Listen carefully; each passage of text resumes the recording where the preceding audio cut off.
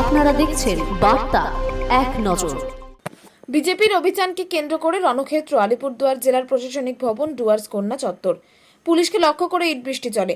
BJP কর্মীদের ছত্রভঙ্গ করার জন্য পুলিশের তরফ থেকে পাল্টা কাঁদান গ্যাসের সেল ফাটানো হয় এবং সেই সঙ্গে চলে জলকামান পরিস্থিতি। এতে আরও উত্তপ্ত হয়।